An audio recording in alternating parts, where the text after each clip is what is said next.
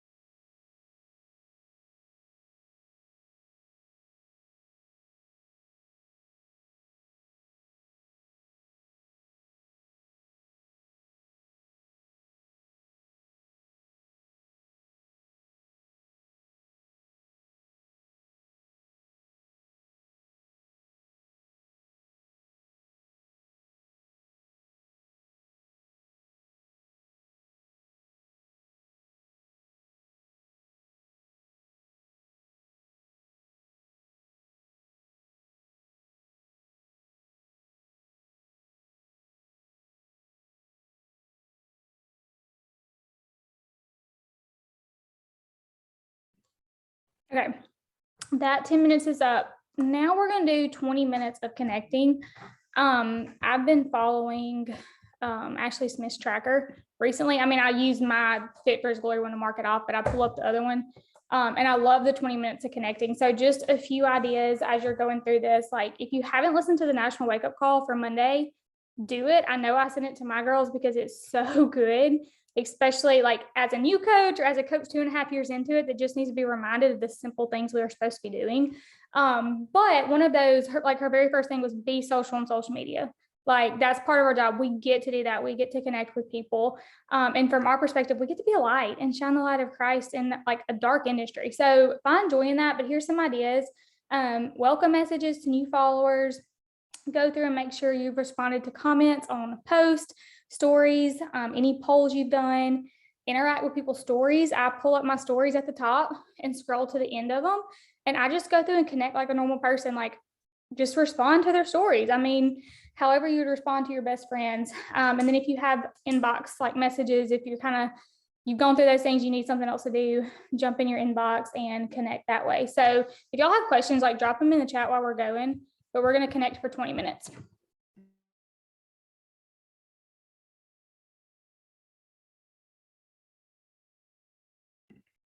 Oh, and if you haven't posted today, but you have a post up, I would go ahead and share it. That way you're kind of taking advantage of engaging on Instagram after you post it. It kind of helps your post get out there a little bit more.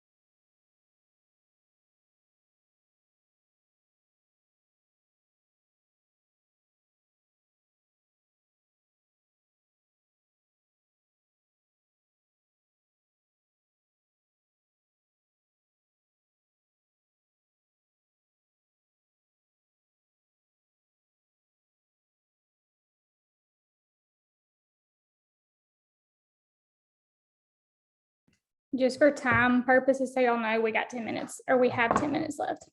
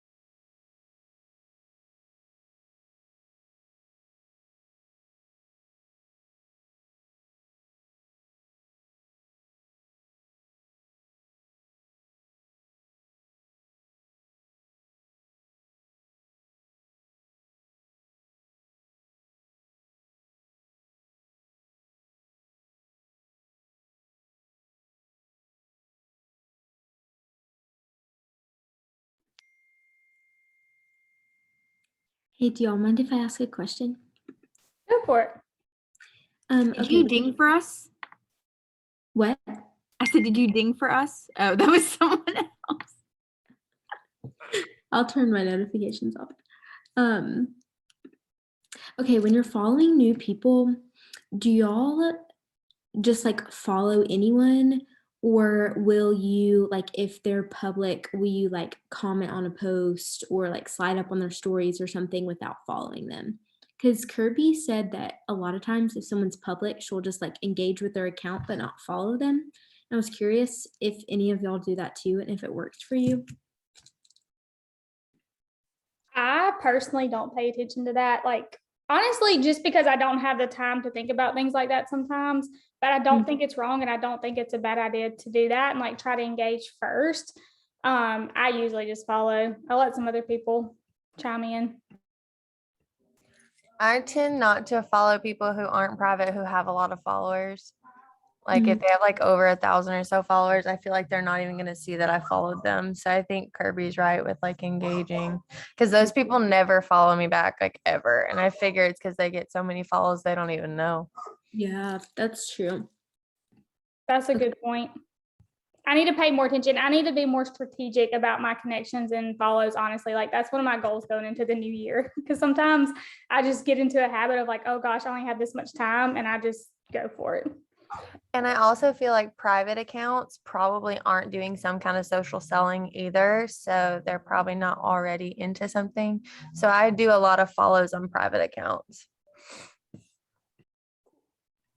And something that I've been doing, which is newer, but I heard this on a training, is like people that I really feel like I can connect with. I've been sending like connection messages before I even, before I even, like instead of doing like a thank you message, I literally have been just like, hey, I love how much you value whatever.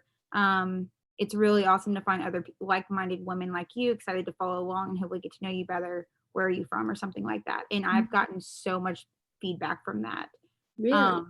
Yeah, like surprisingly, I've been doing like 3 of those a day because I just don't have time to do like but it's just been a lot more I don't know, it's been a lot more intentional, I feel like.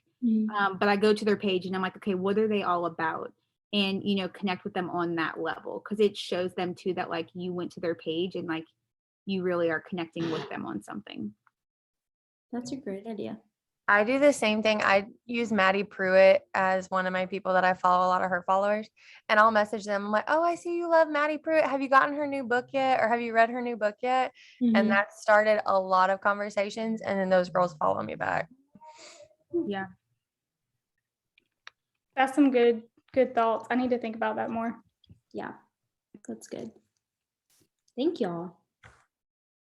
This is why I love action hours, because everybody does things differently. And like, not saying like one thing somebody does is wrong, but like we need to mix it up everyone. Like we need to be constantly be mixing up what we're doing, honestly. Okay, what was I gonna do next? Oh, let's take 5 minutes, speaking of, and follow new people.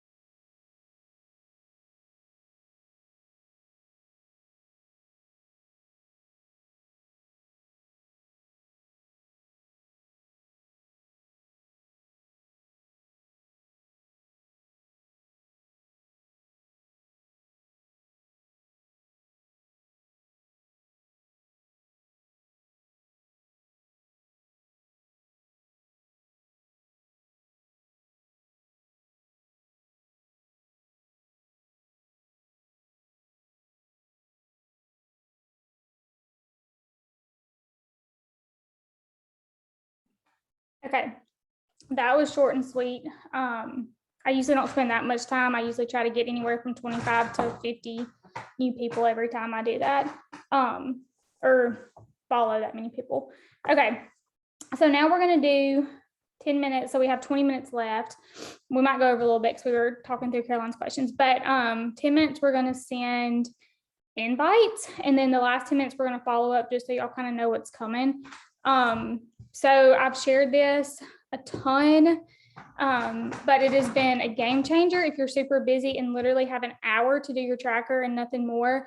But take time on the weekends and make a list of people you're going to invite. And that's not saying you're going to find new people that you just genuinely want to invite during the week while you're having conversations. Like, don't just, not do that. What I typically do is if I already have a list made, I'll have a list going for the next week too. And if I find somebody, I'll just put them on the next week's list. That way it doesn't take me as long on the weekend.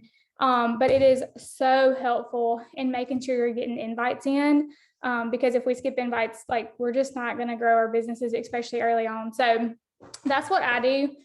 So let's take 10 minutes and do that. If you don't have a list of people, you can literally spend these 10 minutes looking for one person sometimes. So when you plan in advance, it's helpful. And if you don't have a list, make a list right now and send double the invites tomorrow. It doesn't have to be 5 every day. You can send 25 one day a week and be done with your invites for the week. So let's do that.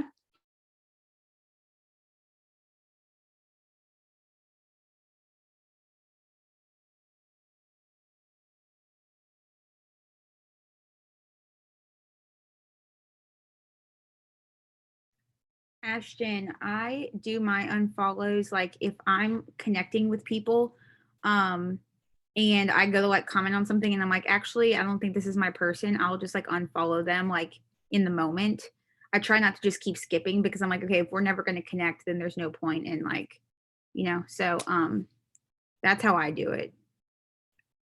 I do the same thing, and usually twice a week during my time of following people, I take that time and go to my least connected with people, and like unfollow 50 at a time. Like, I know sometimes people might disagree with that. You might have some really good connections you can make, but also at the end of the day, like, you can't keep growing, like, you can't keep adding people, never unfollowing. So I do that like twice a week, and then the same as what Lauren said.